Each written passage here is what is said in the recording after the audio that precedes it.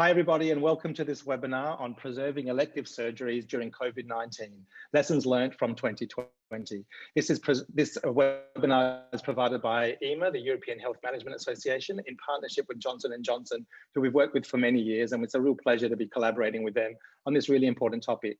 We've got a great 90-minute session planned for you today.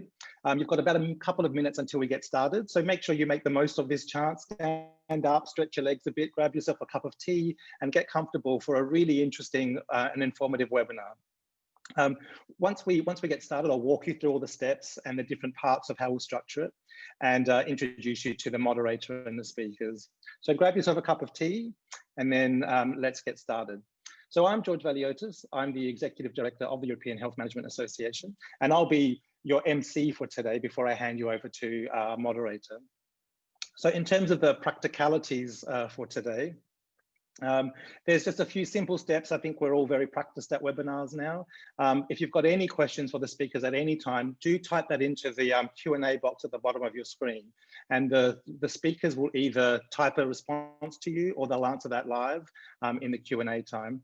You can also raise your hand and we will come to you live. We'll switch on your microphone and your camera and give you a chance to interact live with the panelists if you'd like to engage in that way, which we really welcome. We are, of course, recording this webinar. We know a lot of people like to watch back these webinars or to use them as teaching tools, so you're welcome to do that, and you'll find them on our website that's listed there. Plus, my colleague Chiara will email you the summary once it's been completed, so look out for that in your inbox. And then finally, we're tweeting during today, and you can join us on that discussion now or later, which is at EHMA Info, and use the hashtag EHMA Webinar. So I'm going to start by handing you over to Alexandra Kligel. She's the EMEA Acting Head of Government Affairs and Policy for Medical Devices at Johnson & Johnson. Hello, Alexandra.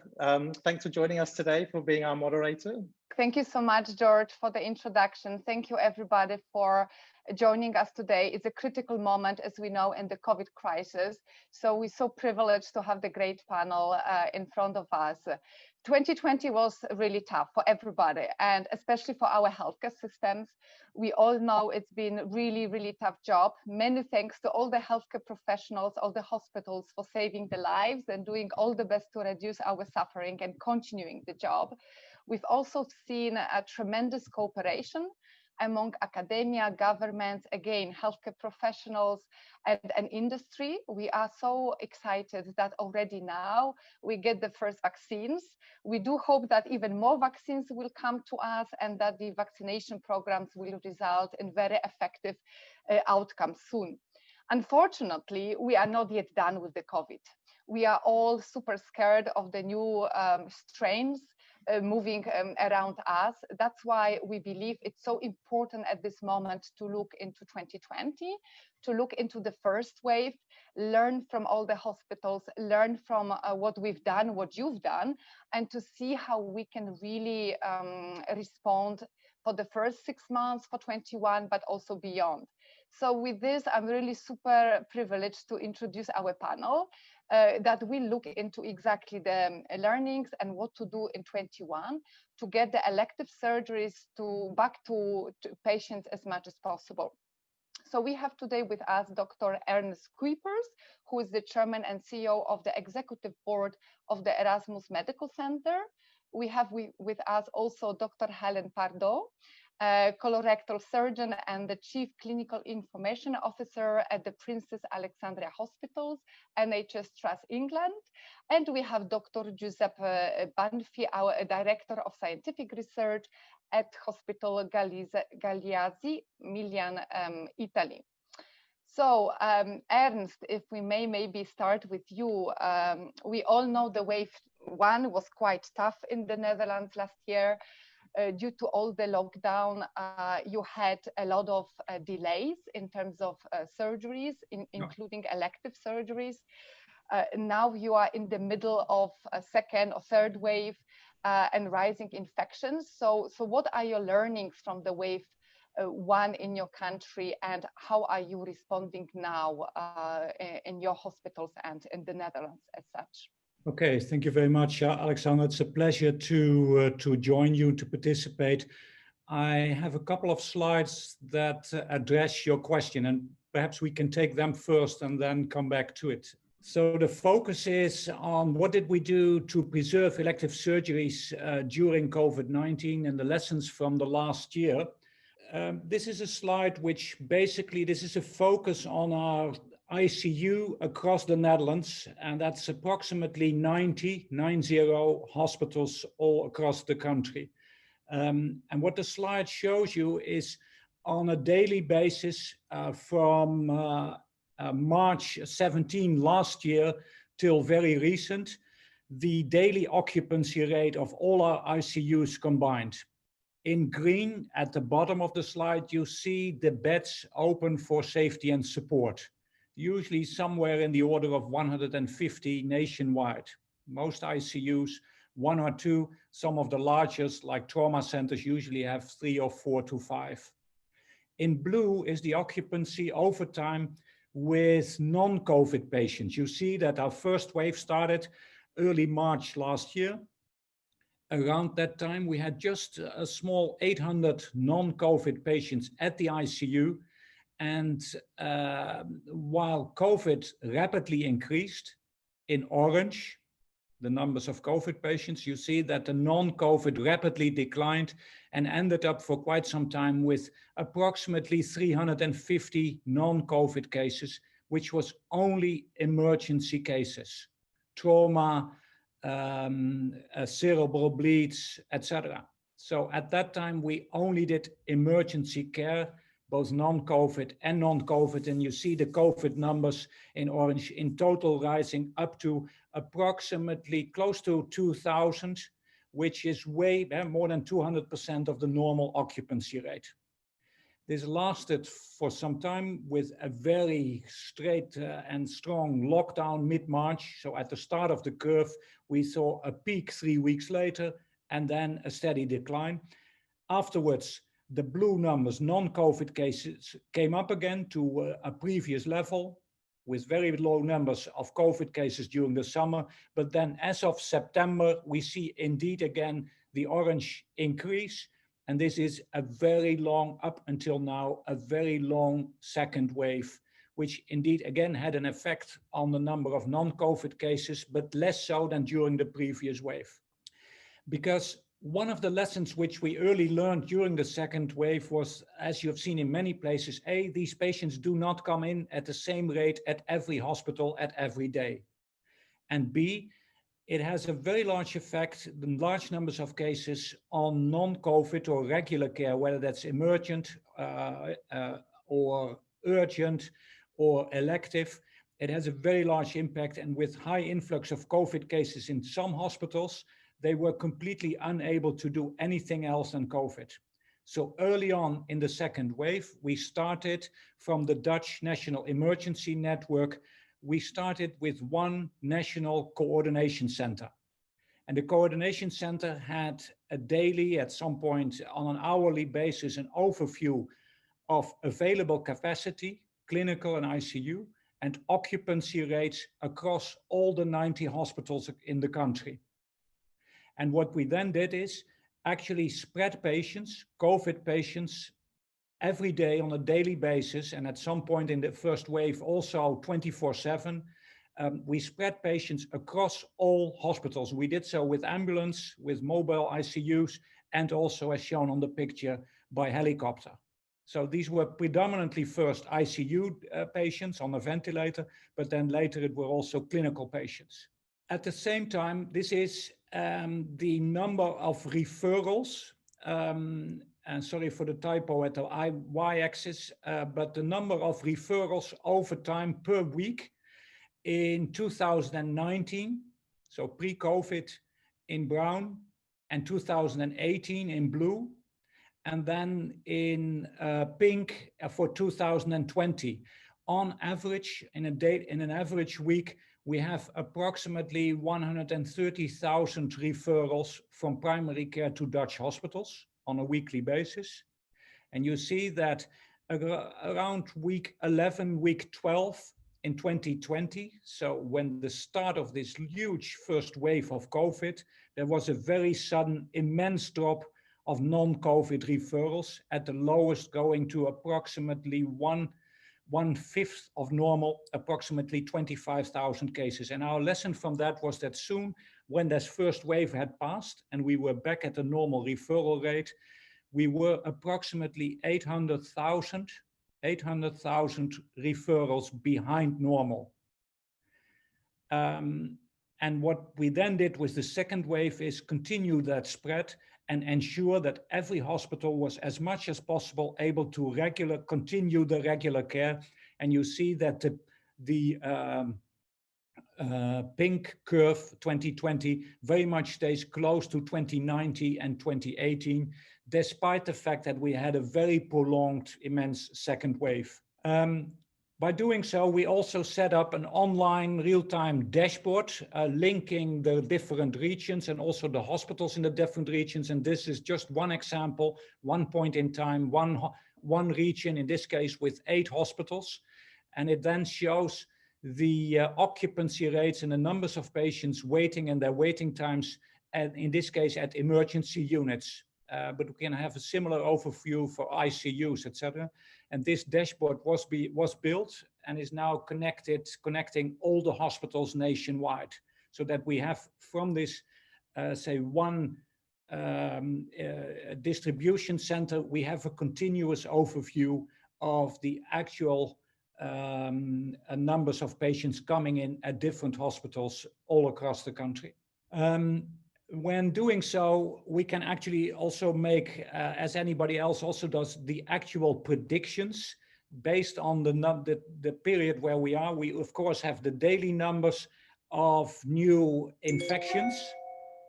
We average them because they can peak per day, but we average them, and that gives us an indication of where we are and what capacity is needed in 7 days and 14 days from now, both in clinical capacity as well as in ICU capacity. And so we give, and this is just one overview for the 10 different emergency regions in the country, we give them a prediction of what kind of capacity we need from them with equal distribution of patients in 7 days.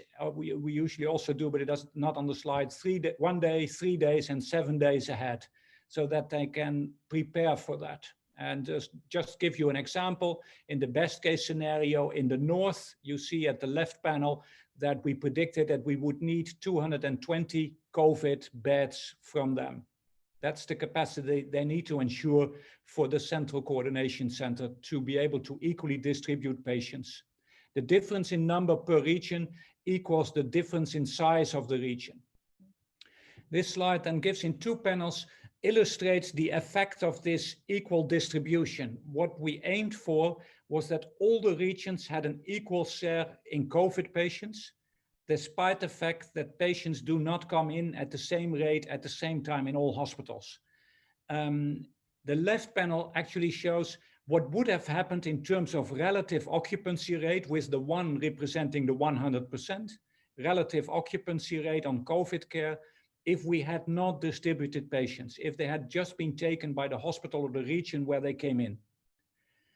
This was the situation if we had not done anything. The right panel shows that after we started the distribution, we actually were able to bring them together to a very narrow bandwidth of 90 to 110% occupancy rate constantly. You see that to the right panel, there is one region which suddenly at the right part of the graph pops above the 110%.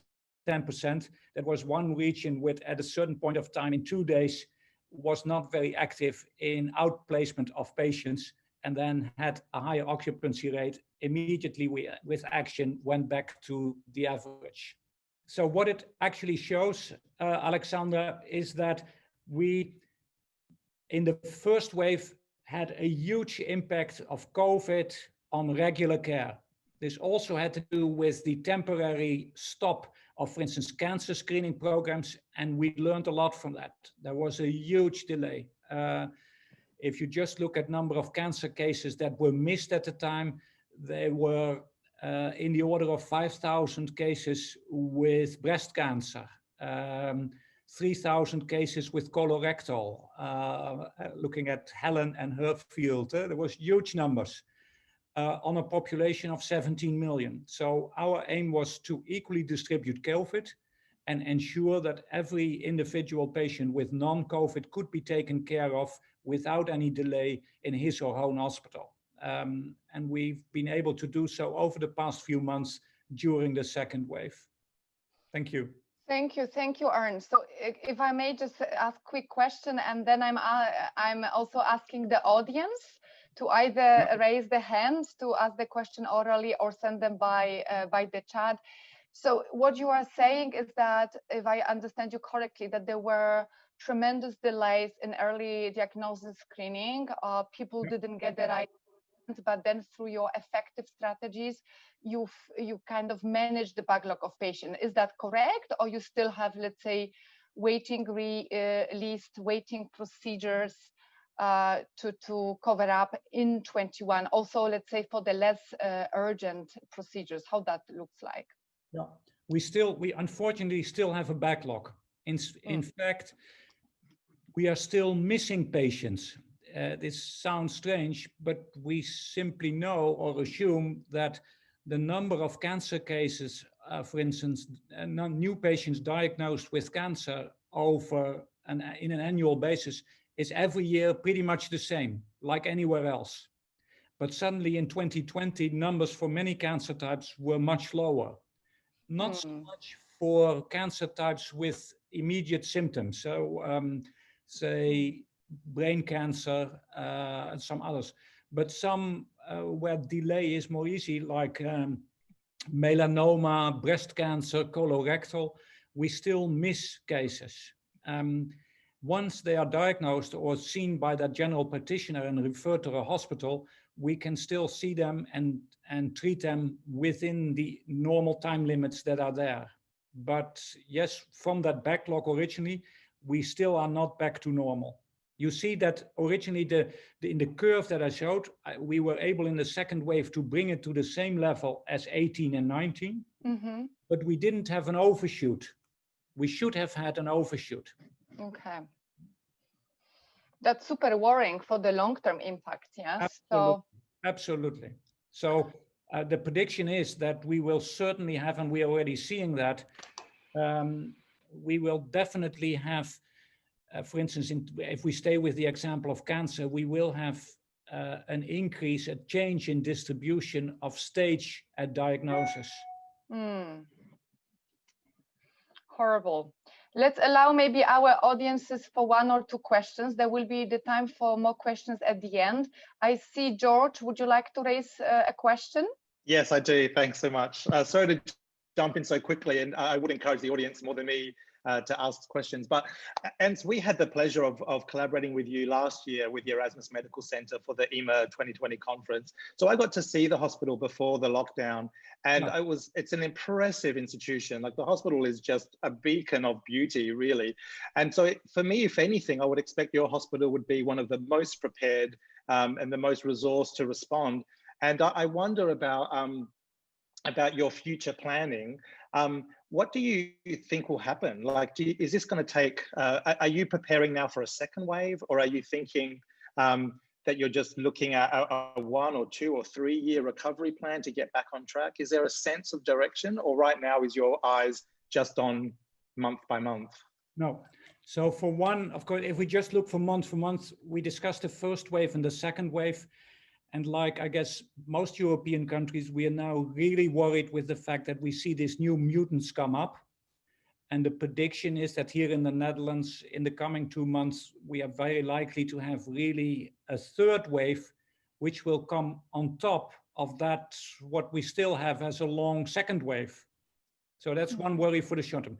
With respect to the change at Erasmus, yes, because of the hospital, the new hospital that we had, which we opened now a small 3 years ago, we were last year very, very quickly able to transfer and change a whole regular clinical floor into an ICU floor, and thus expand our capacity in terms of ICU beds, for instance, ventilated beds for adults from the regular 44 to, at the peak, 112, by just simply changing a clinical floor where you have only single patient rooms, changing that into ICU and ventilated capacity.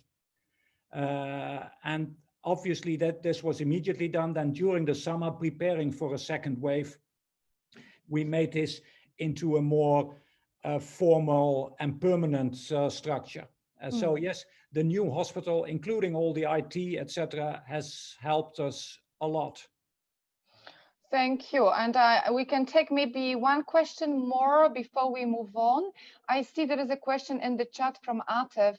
What is the impact on health workforce, especially in the ICU during 2020?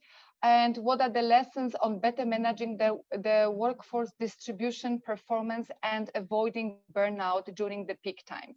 Yeah. I think we all have the same experience that such a rapid peak, such a completely new disease with severe morbidity and high mortality rates, both in the clinical wards as well as in the ICUs, has a significant impact and burden for our personnel and for the organization as a whole. And I think overall, everywhere, I think we here in the call are very proud of our personnel for what they did and what they still do and continue to do for the coming period. If we just look at ICU, I think our experience is the same to many of yours, is that we actually change shift, for instance, for ICU personnel from 1 in 1 and 1 in 2 beds to 1 in 4, or sometimes even more, with support staff from other sites. This was quickly done during the first wave. This was more better prepared during the summer to prepare for a second wave, and that's what we are now already been doing for months in a row.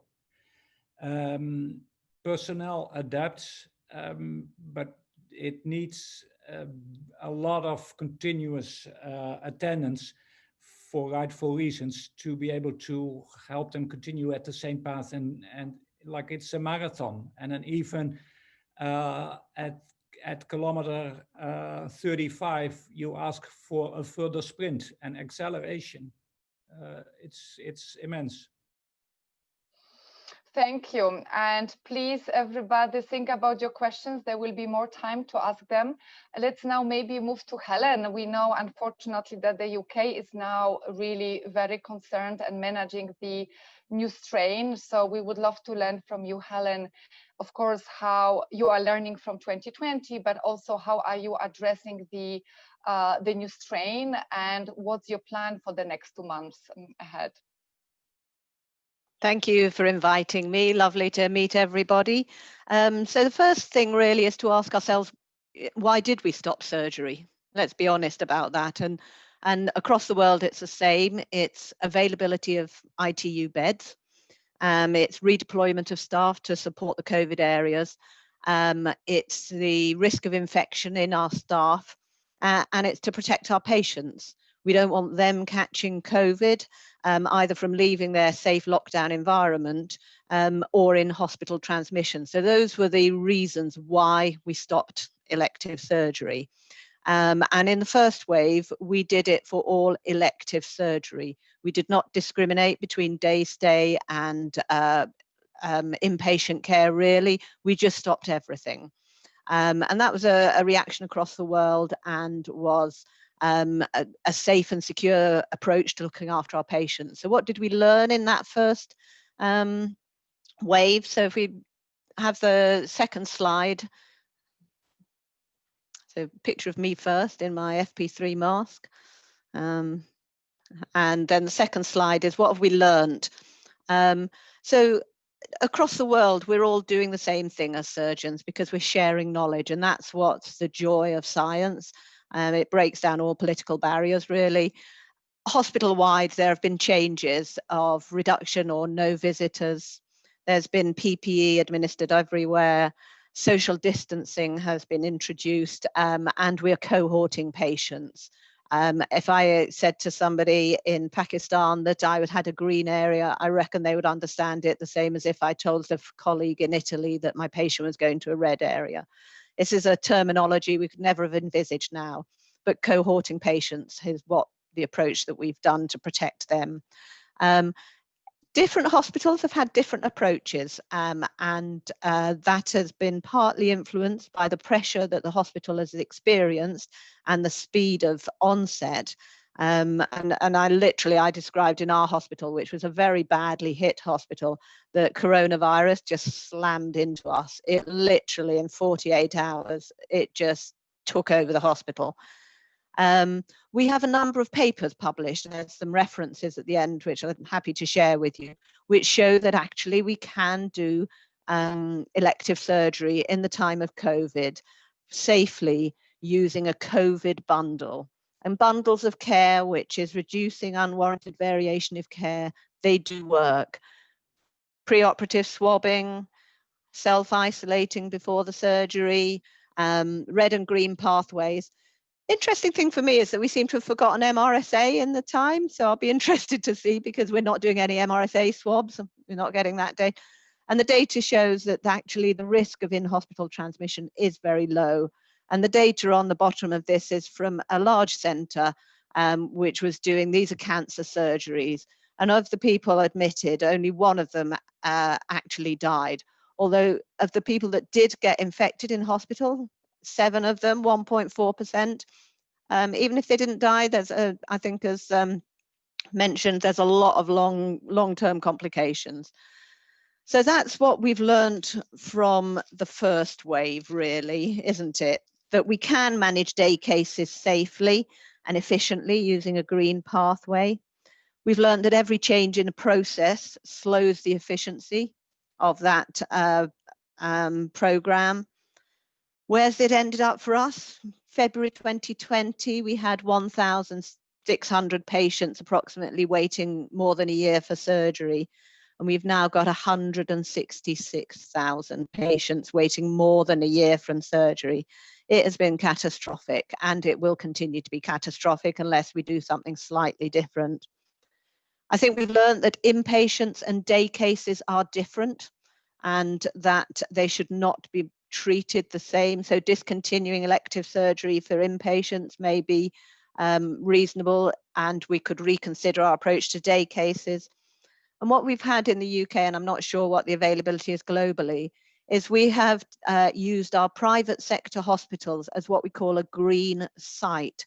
So we have been able to do cancer surgeries in the private sector, which has no accident in emergency, admits no COVID patients, has a strict swabbing and assessment and PPE protocols. So we're totally separating, which is a basic principle of infection control, whether it's in the plague in the 1600s or the Black Death. Infections are the same, whatever we call them. So those are the things that we've learned, I think, from the first wave. So where are we now?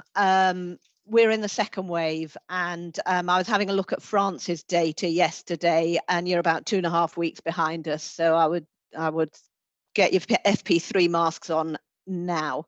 What have we seen? We've seen significantly more hospitalizations. We've seen significantly more staff becoming infected with COVID. And we've had a lot more trouble with in-hospital transmission. The previous slide showed that we were getting in-hospital transmission, and the numbers are increasing. So once again, our hospital is an incubating hive of COVID. It really is. The transmission is incomprehensible compared to the first wave. The risk, the infection, the transmissibility, it's absolutely incomprehensible. As I said, we thought we knew what we were dealing with. Really, we didn't, because this new variant is incredibly infectious. I cannot sort of stress that to you enough. So once again, what have we had to do? Because we have to do it, we have stopped surgery for 6 weeks.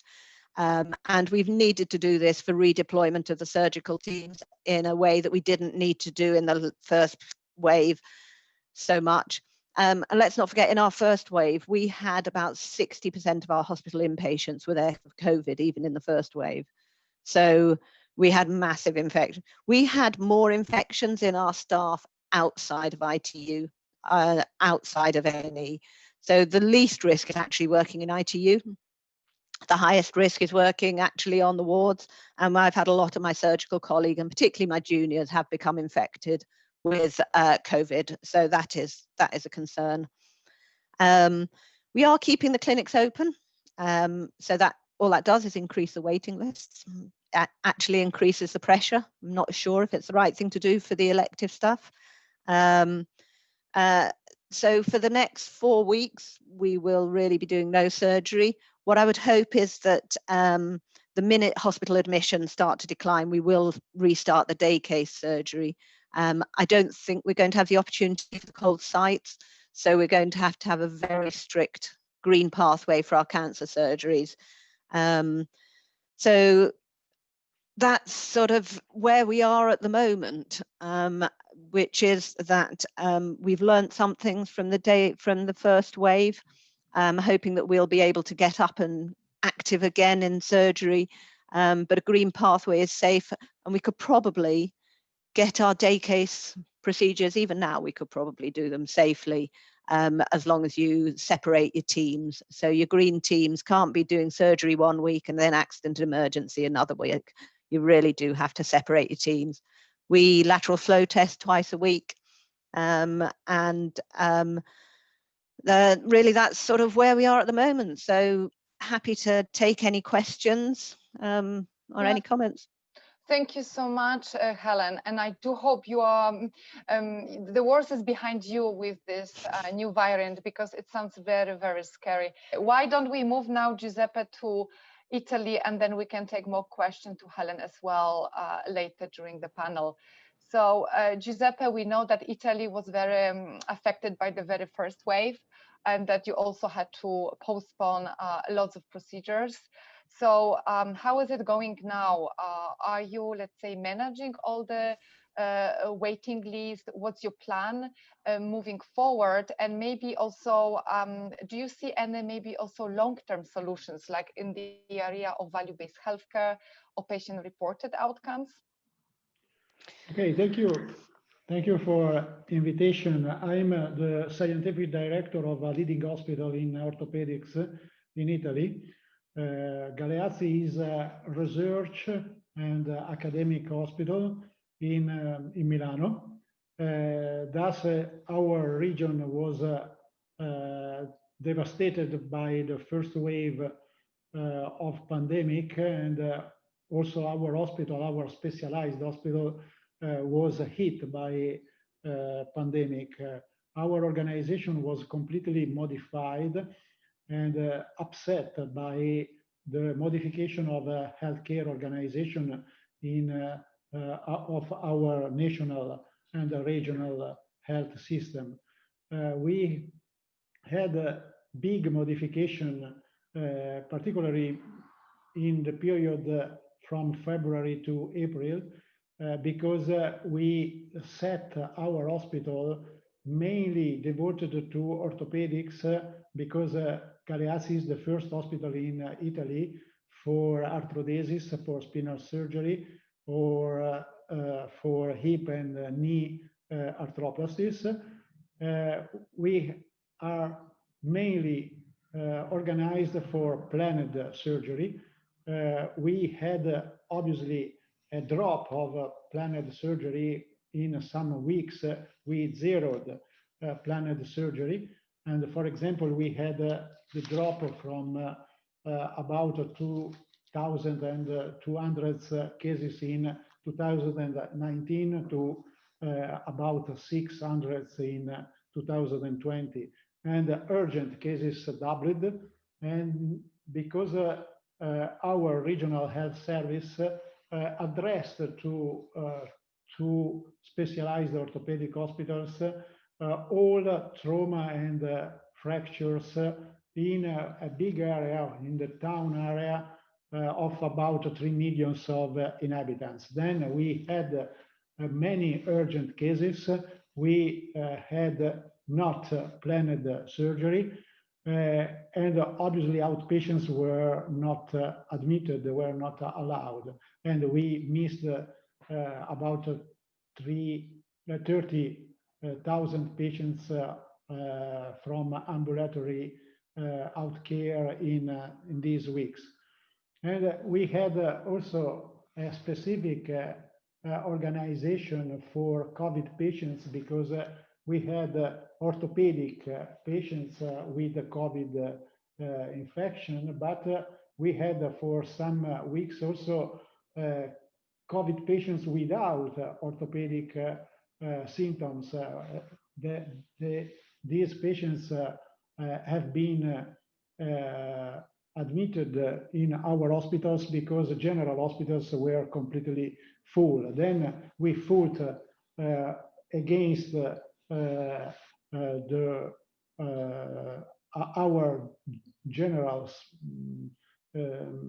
typical organization, because we had also non-orthopedic patients. We restart our planned surgery in September, and we had an increase of the planned surgery, particularly for arthroplasties, but our organization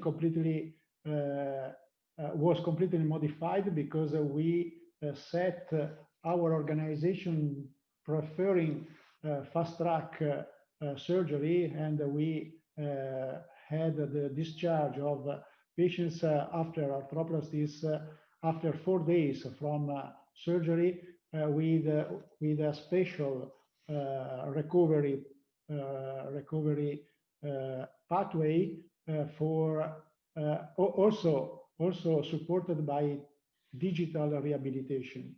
And we did also a specific trial for evaluating digital rehabilitation at home, because we had the need of discharge to avoid the real danger in all the hospital-acquired COVID infection. And we did a tremendous effort to maintain the planned surgery and also the urgent cases. But we did, and we described our experience in many papers. So we published our experience in many papers. These papers are available if the audience is interested on that. And our clinicians participated in many webinars, particularly addressed to some other countries which were not already faced to the COVID epidemic. And we had a big experience on this organization. We published and we described the perception of doctors and nurses concerning their experiences, even the burnout experience, the fatigue, the stress of our professionals, because in the first wave we had about one third of our professionals out of work due to COVID or due to quarantine. And we described our clinical experiences, but we had also the interest to describe or to collect the patient experience about the hospital admission, the surgery, and the discharge. We have a specific registries, local registries, because in Italy there are not national orthopedic registries as in the UK or in Netherlands. And we developed 5 years ago some local registries, which are not only databases, but in these registries we also collect the patient-reported outcome measurements. And just 2 weeks ago, we finished a comparison between the PROMs collected from patients in 2019 and 2020. Patients submitted to the same surgery to the identical teams, to the identical surgery. And we had this comparison, and the real effectiveness of the surgery was not modified.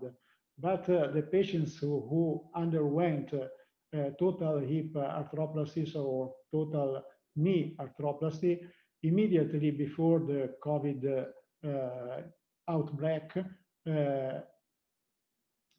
and this patient underwent the same procedures in the 2019 and 2020.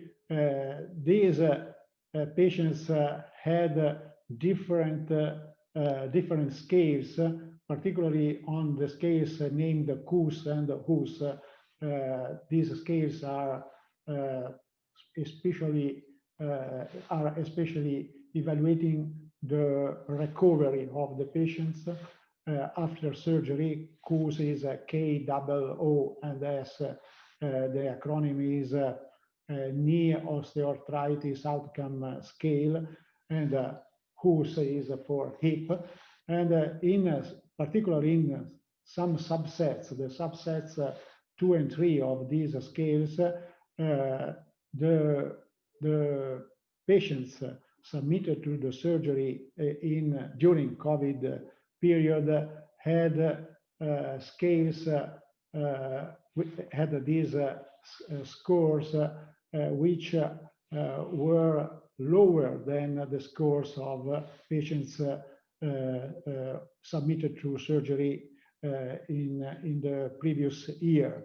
The improvement of the quality of life after surgery is maintained, but there is a delay in the patients of the COVID during the COVID period, essentially due to the burdensome physical activities during this period, even at home, and also the decrease of support from physiotherapists, from physical medicine did this result. Then the surgery was the quality of the surgery was preserved, but the recovery was in these patients delayed. It was only a physical problem because the mental score, the SF-12, was identical, and the stressful period did not impair the surgery and the recovery. And we are now continuing the evaluation of the PROMs, because it is really important to have some data from patients, the perception of quality of life from patients. And we are now also evaluating the health technology assessment of the serological test of healthcare professionals after vaccine, because it is really important to perform a health technology assessment on our laboratory test, because unfortunately the choice of a laboratory test during the emergency was not performed almost in our country by using standardized or homogenized methods as HTA. Thank you so much, Giuseppe. And I find it really very interesting that actually is the physiotherapy and some other activities, not necessarily the surgery itself, that create some issues, or it's not the same quality as it was before the COVID. So before we go to the broader discussion, I'm just asking the audience if there is any direct question to you. And I personally would be very interested whether the work, as you mentioned, on HTA for the tests or the tracking of the patient-reported outcome, is that something that you're looking forward to also implement after COVID? How is it related to the kind of, the future transformation of the system and the COVID crisis? I'm convinced that HTA is very useful even in emergency, because we should perform, for example, an early HTA for new tests, because we have all the information needed for an early HTA. Obviously, we don't have, we can't have the effectiveness of the test or the drugs, but the informations about organization, about the cost, about legal problems or legal aspects, and obviously the clinical evaluation performed by producers. All these parameters or all these items we can have, and often the choice of tests, for example, the serological test or molecular test or antigenic test, have been performed without any evaluation of the real impact of these tests on the real world, on the patient, and also on the healthcare workers. And now I'm convinced that an HTA should be done also on the vaccines, because we have a different type of immunization programs. And for example, the differences between the administration, between storage, for example, some vaccines should be stored at -17 degrees Celsius, some other at -20 or -4 degrees Celsius. The cost of different drugs or vaccines should be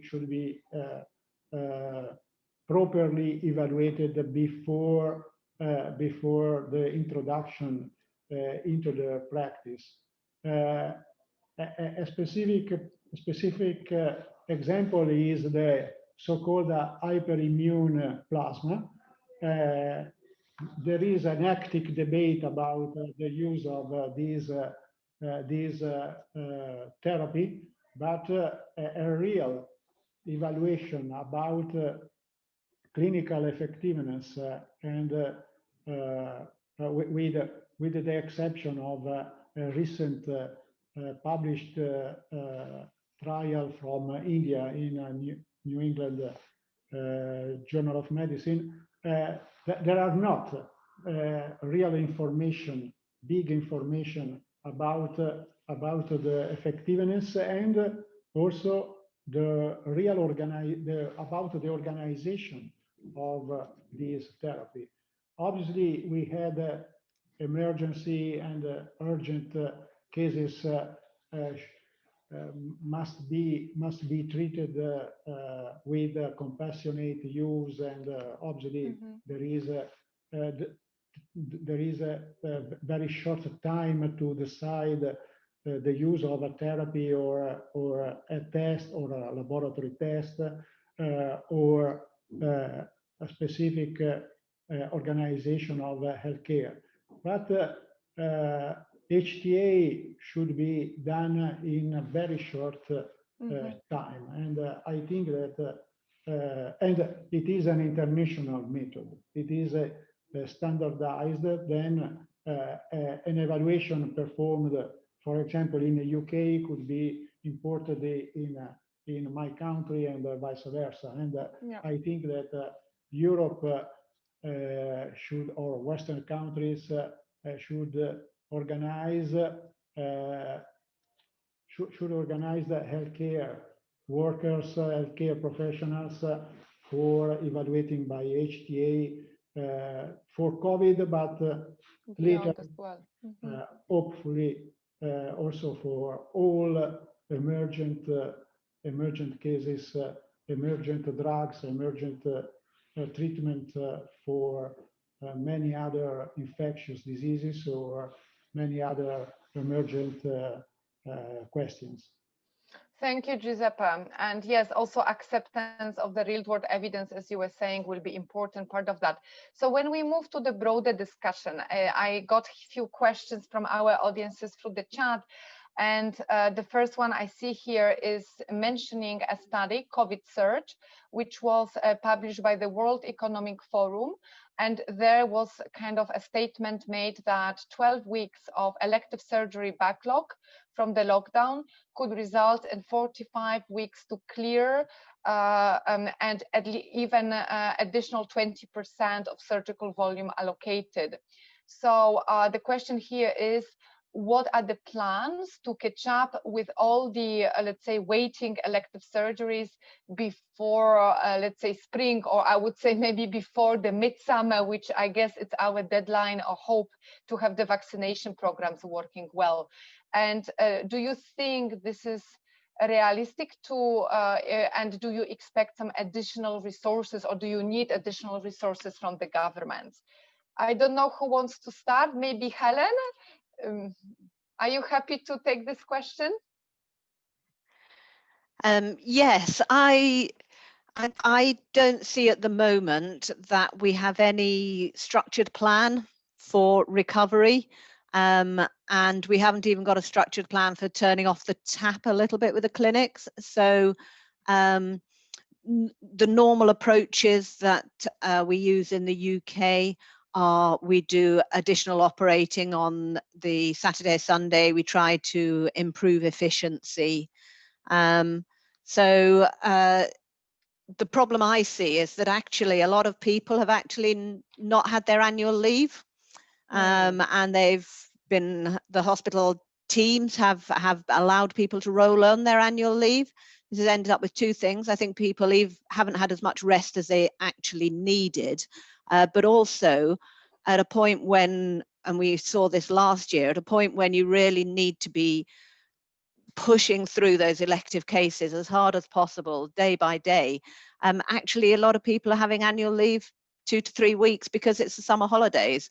So I don't think there's a realistic plan, certainly, for us to recover. As far as additional resources, there's usually the limitation is actually on the skill set of surgery and the surgical teams. So that is commonly what there's where the block comes. So I think there's quite a lot of additional work that's going to be put onto our primary care with patients continually still suffering symptoms. The emergency admissions don't increase that significantly, but it's the orthopedics, I think, is the real problem. It's the hips and knees. So yeah, that's the problem I see going ahead. And again, go back to history. How long do pandemics cause problem? It's 4 years. We've done year 1 of 4 years. Let's be realistic. Oh my God, Helen. Read your history, read all the papers. A pandemic is 4 years before the effect of it. As far as asking a government, the financial economy side of things, I know we're looking at healthcare, but the financial side of things is catastrophic. If you don't have people working, if you don't have businesses, if you don't have industry, you're not going to have any government income. So we have to get control of the pandemic, absolutely. But I think we'd need to do a little bit of expectation management.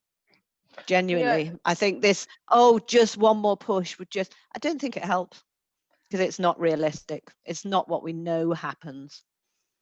Thank you, Helen, and thank you also, for sharing all those ideas how to manage what we can. And thinking about recovery, we also know that the governments will be trying and moving lots of funding either in the EU or in the UK, in other countries, to recover all the sectors. And I personally think it's key. The funding also goes into the healthcare where possible. I wonder, Ernst, if from the Netherlands, if you have any different point of view, or hopefully maybe more optimistic, or if not, how do you see the kind of long-term recovery? Hello, I'm not sure if Ernst heard me. Maybe we lost him. So I don't know, Giuseppe, would you like to share some Italian context? But I believe that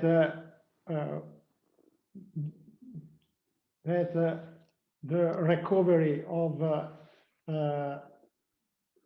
the big quantity of patients we missed is mandatory, because it's mandatory for ethical reason, but also for economical reason, because the delay for the delay of different surgeries, for the delay for different medical therapies, particularly for chronic diseases, will increase the severity of diseases, and the economical impact of this delay is ugly, because we should recover these missing treatments in 2021 and in the next years.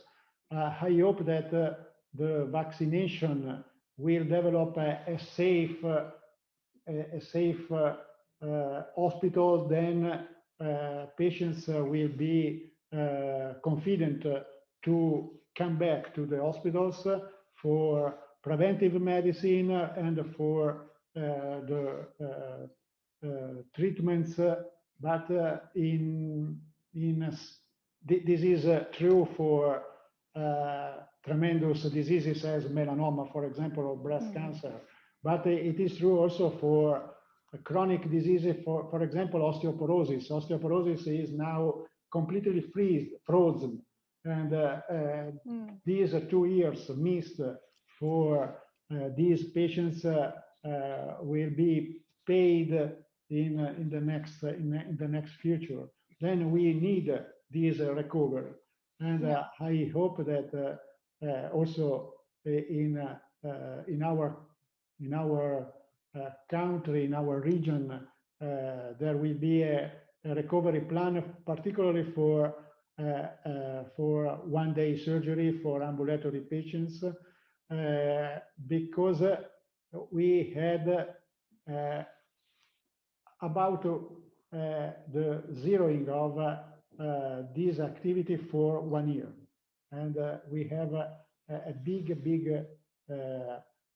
need of to recover these patients, because it is very dangerous to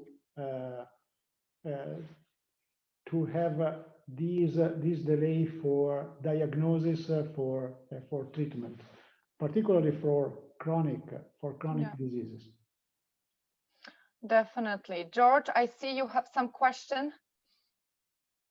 Yeah, I do. I was reflecting on the EHMA 2020 conference that happened a few months ago, and that's so the EHMA conference is like the annual health management conference of Europe. It's the place really where we take stock of where health management is up to. So we had that conference in September. A year ago, before COVID, I was reading those reports to see where we come from.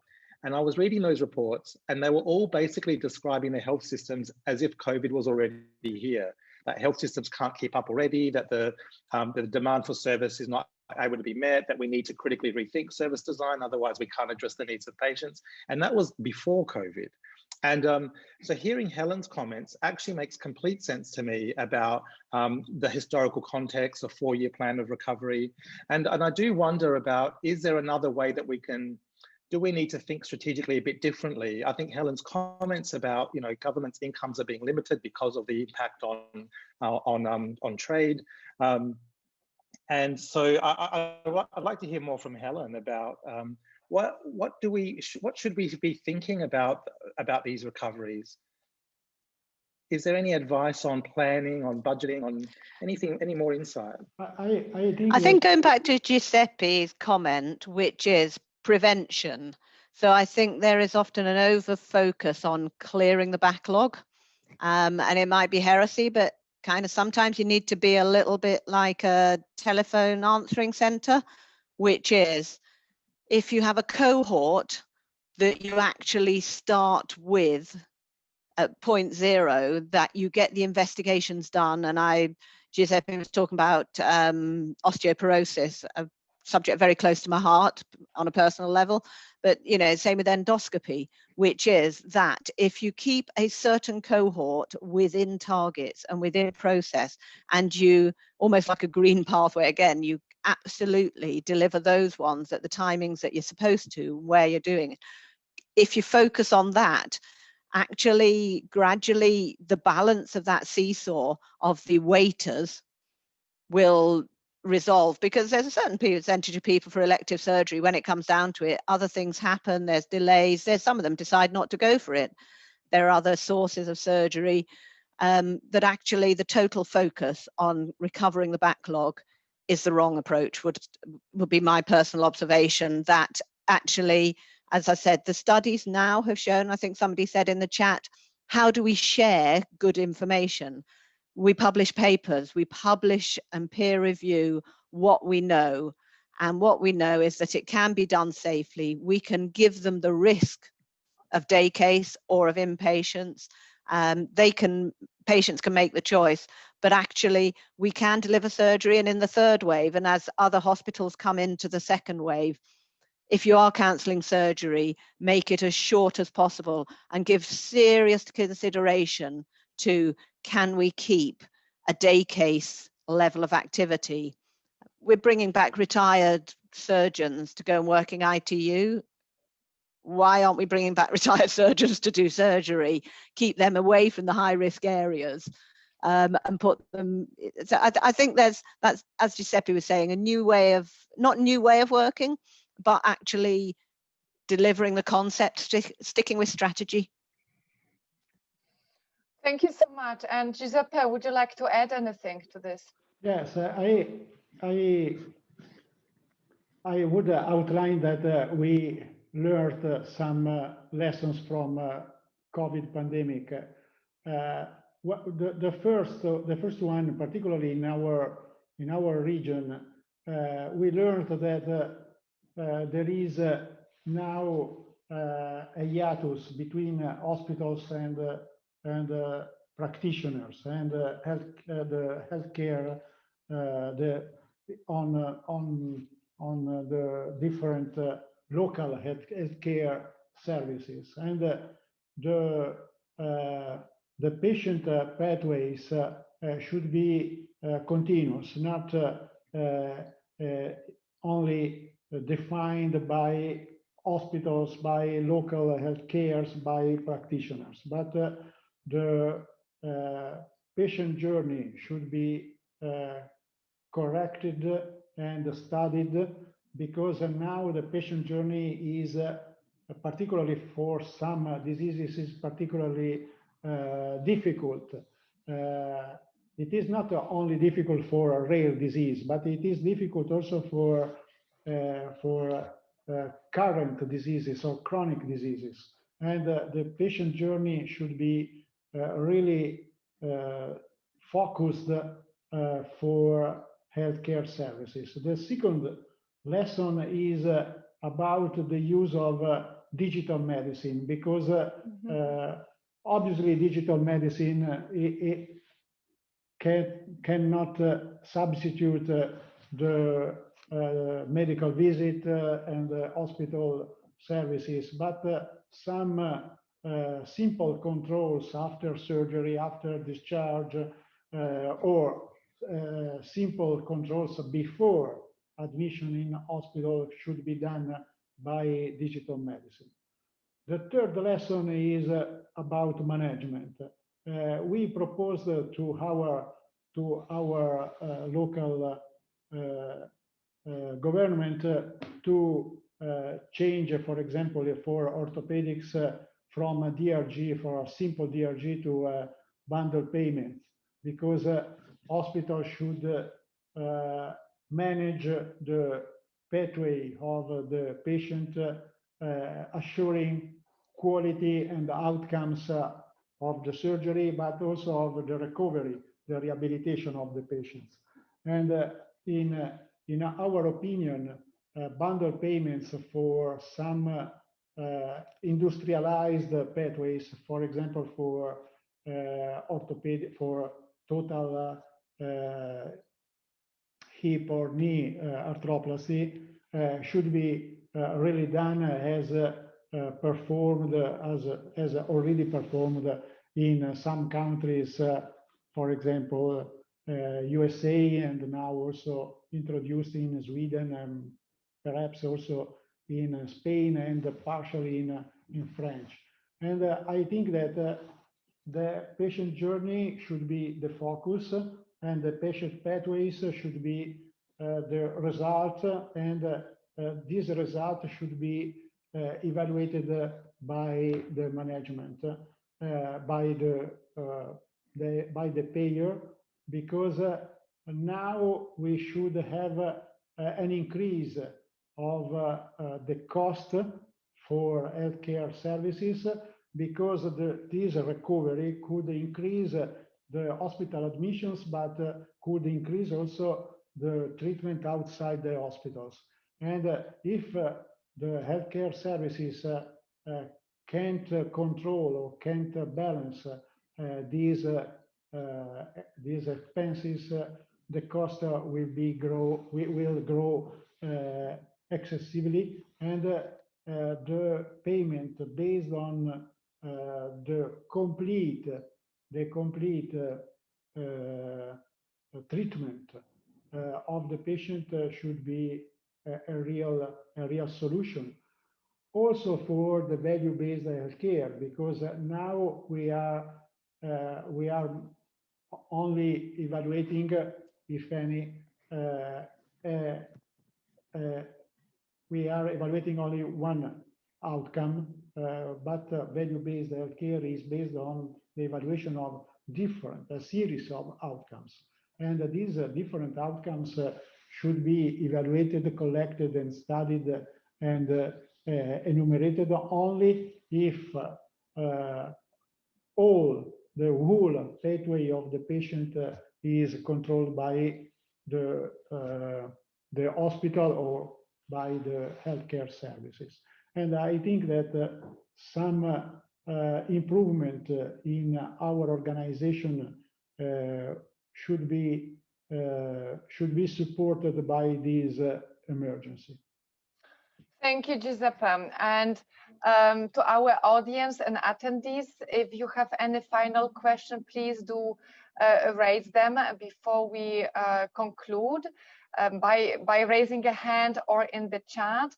And I think, Helen, there were two interesting questions that you responded by chat, but I thought maybe you could share some observation, and I would be happy, of course, to ask you also any of your final remarks to our attendees. So I think there were two quite interesting questions. One was, what is of added value in terms of best practice sharing among hospitals, and what are the kind of best ways to do it, different mechanisms, and so on. And then I saw your response also on the green kind of hospitals or place where the care for non-COVID patient has to or can continue as a very important way forward.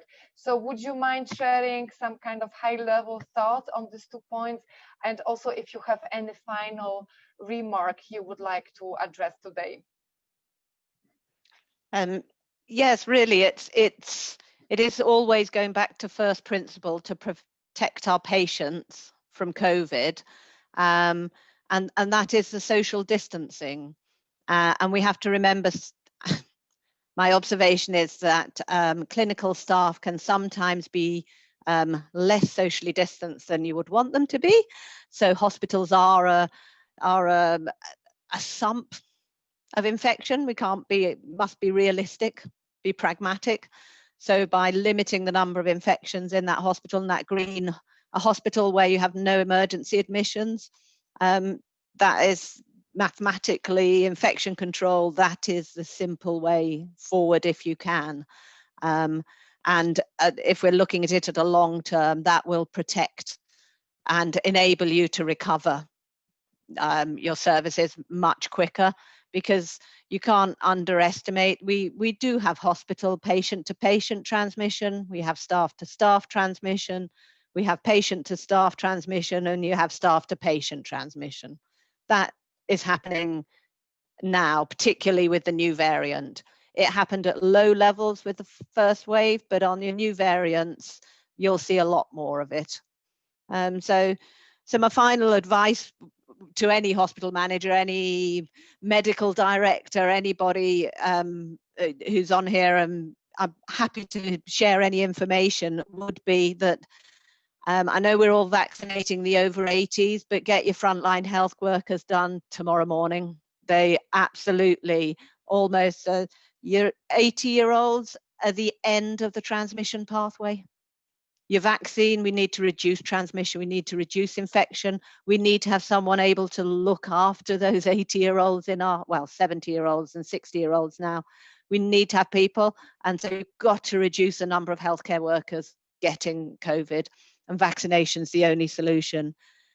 Do put in incredibly strict infection control procedures at your hospital this afternoon, and don't be shy about it. We have security guards on every entrance telling people to put their mask on, asking them if they've had any, if they've even got an appointment, making them wash their hands and putting a mask on. We have security guards doing this, and that has worked very well on every entrance point.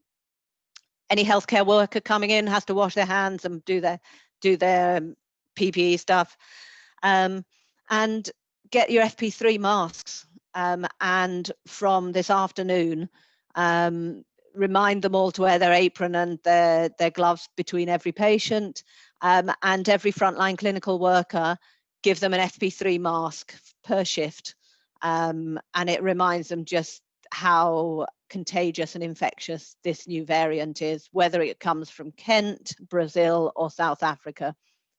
It will be in Europe quite widely. And you've got about 10 days before it hits you. Thank you so much, Helen. And Giuseppe, any final comments from your side? A final comment. I just enjoy this meeting because there was a real exchange of informations, and it is the real value of these webinars.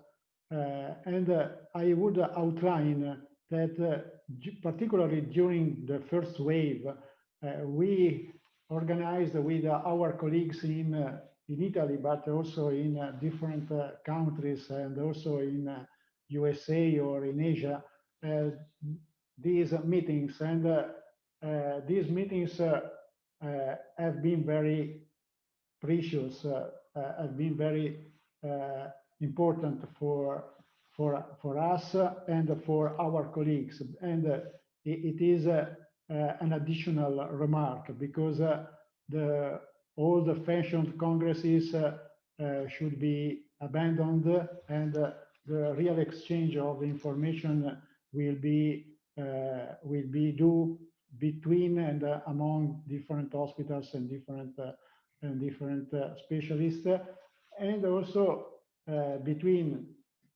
hospitals and experts of management, because the real challenge is the modifications in some weeks or in some days our organizations, and this challenge should not be overcome only by doctors or only by nurses or only by managers. There is a common challenge, and I think that these occasions, these appointments should be very, very important.